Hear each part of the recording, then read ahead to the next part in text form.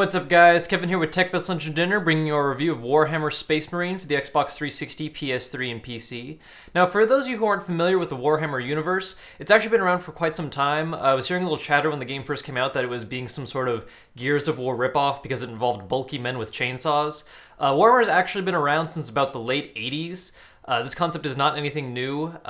As far as the particular game and plot goes, you play as a Space Marine, which is basically the biggest kind of badass possible in the universe. You are literally a walking tank of destruction that just kills everything in your path, and that's exactly what the game's about. Now at first glance, a lot of people will think that this game is an over-the-shoulder shooter. In fact, it's actually much more of a hybrid with action games. I think some of the over-the-shoulder shooting elements of games like Gears or Resident Evil, and then add in more melee elements of games like, say, God of War or Devil May Cry. While you do have ranged weapons, and a good variety of them, you get stuff like, assault rifles, a Stalker Bolter, which is basically like an semi-auto sniper, melt-a-gun, which acts like a shotgun but with high heat that just vaporizes everything in your path. You usually use these weapons more to thin out enemy numbers because the vast majority of enemies are melee-oriented.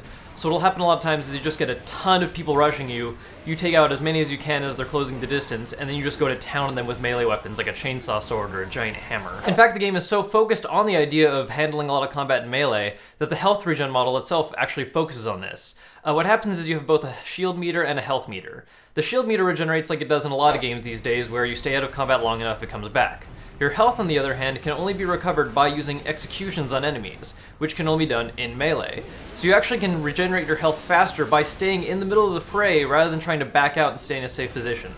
In other words, the whole game tries to really emphasize the fact of you are awesome, kill everything in melee, and just be the biggest badass you can be. The campaign really is the shining point of the game. It focuses a lot on just having waves and waves of enemies against you while going through a very linear storyline. What's great about it too is that the storyline doesn't just rush you into the Warhammer setting, it actually does a really good job of kind of slowly introducing you into different concepts and explaining things along the way, so you're not just like, I've never played Warhammer, what the hell is going on? It's actually got a pretty good length as far as much action games go. It takes around 20 to 25 hours maybe. And that's on a normal difficulty. It's pretty easy for the most part with a few hiccups every now and then, mostly due to either really large groups of enemies, larger than normal, or maybe because you just come ill-prepared, for instance, not having a sniper rifle on you when there's a ton of snipers in this particular stage or area. You do have AI teammates. They're not complete idiots. It's not like they're in your way or anything, but they also don't do a ton to help you out. They'll occasionally shoot down some enemies, they might do some melee executions, but in general the game definitely places emphasis on you being the lead awesome factor of the team and taking care of the massive majority of enemies. Now there is an online multiplayer mode focused on competitive team-based matches. There are two different match types available: Seize Ground, which works like King of the Hill, where you're just holding locations as long as you can, or Annihilation, which works like good old-fashioned Deathmatch, where it's just kill as many opponents as you can. The game allows you to choose from 3 different class types, which you can customize by leveling up.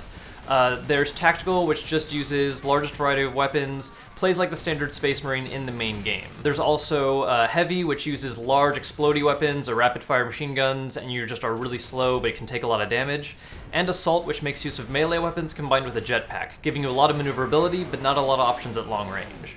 It's pretty fun. To be honest, I feel like the gameplay style of Warhammer 40K is a lot more appropriate for the more horde-style kind of stuff you see in the campaign. As far as Team Deathmatch goes, it's fun, but there are better multiplayer experiences in my opinion. If you enjoy it, great. It gives you a lot of content for leveling up and customizing your character and kind of getting into it in the long haul. But I just feel like there are better online multiplayer matches. To be honest, I was a little disappointed the game didn't feature some kind of horde mode or some way of handling kind of like a cooperative taking on large groups of enemies, because that really is what made the campaign so fun, was feeling how powerful you are against lots and lots of people. And yet, in online multiplayer, it's you against other guys of the same type, rather than just large, massive hordes of weak enemies to take out. So overall, Warhammer 40K Space Marine is a really fun distraction of a game. The single-player campaign is a ton of fun, you feel really powerful.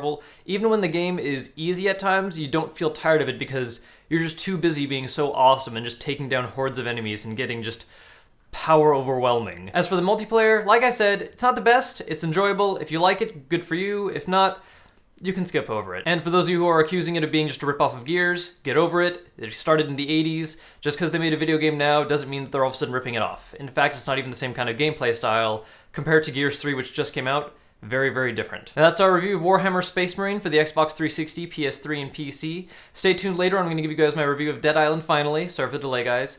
And about this Friday or Saturday, we'll have my review up for Gears 3, so check that out. Till next time, I'm Kevin for TLD. Thanks for watching.